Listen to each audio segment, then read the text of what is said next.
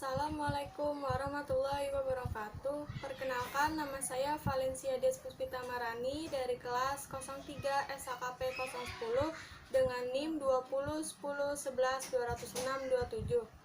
Saya ingin memenuhi tugas mata kuliah Perekonomian Indonesia video pertama dengan judul meningkatnya angka pengangguran di masa pandemi COVID-19. Pandemi COVID-19 memicu banyak negara di dunia, termasuk Indonesia, menerapkan kebijakan pembatasan aktivitas sosial masyarakat. Langkah tersebut diambil untuk menekan jumlah kasus positif COVID-19 yang hingga saat ini masih terus bertambah. Akibat kebijakan tersebut, pada masa awal pandemi, di kisaran bulan Maret, kegiatan ekonomi pun nyaris terhenti total. Banyak penduduk yang kemudian harus dirumahkan oleh pemberi kerja. Selain karena ada pembatasan jumlah pekerja yang bisa beraktivitas di kantor ataupun pabrik, hal itu juga terjadi karena permintaan atau konsumsi domestik mengalami penurunan. Dampaknya, pendapatan masyarakat pun mengalami pengurangan. Penghasilan masyarakat yang menurun karena pandemi menyebabkan sebagian besar sektor usaha mengurangi aktivitasnya atau tutup total. Bukan hanya sektor usaha saja, namun perusahaan banyak yang terus melakukan proses produksinya, tetapi tidak dapat dibarengi dengan pemasukan atau pendapatan. Sehingga perusahaan tidak dapat menanggung biaya beban gaji atau upah untuk setiap karyawan. Perusahaan pada akhirnya memutuskan untuk melakukan pemutusan hubungan kerja atau disebut dengan PHK kepada karyawan. Karyawan yang terkena PHK berasal dari sektor formal dan non-formal. Pekerja sektor formal adalah mereka yang berusaha dibantu buruh tetap dan mereka yang menjadi buruh, karyawan, dan pegawai.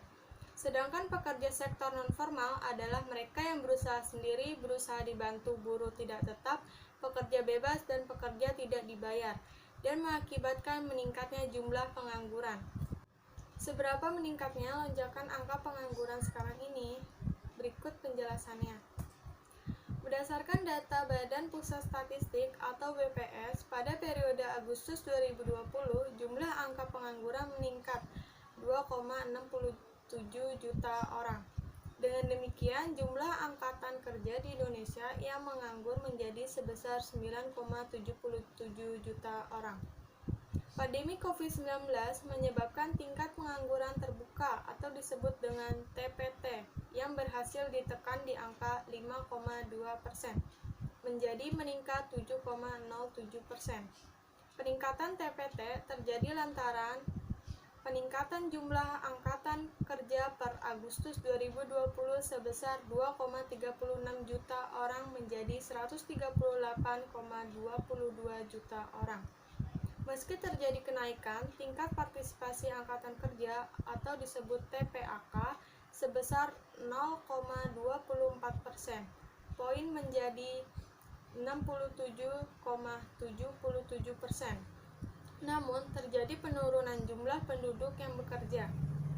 Penduduk yang bekerja pada periode Agustus 2020 sebanyak 128,45 juta orang, atau menurun 0,31 juta orang dibanding periode Agustus 2019.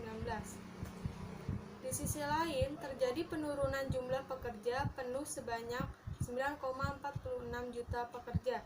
Sementara itu, terjadi peningkatan jumlah pekerja paruh waktu atau setengah menganggur sebesar 4,83 juta orang.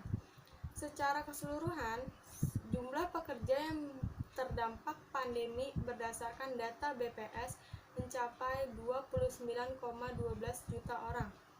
Angka tersebut setara dengan 14,28% dari keseluruhan populasi penduduk usia kerja yang mencapai 203,97 juta orang. Dari angka tersebut, rinciannya adalah ada sebesar 2,56 juta pengangguran karena COVID-19, 0,76 juta orang bukan angkatan kerja karena COVID-19, sementara tidak bekerja karena COVID-19, sebesar 1,77 juta orang.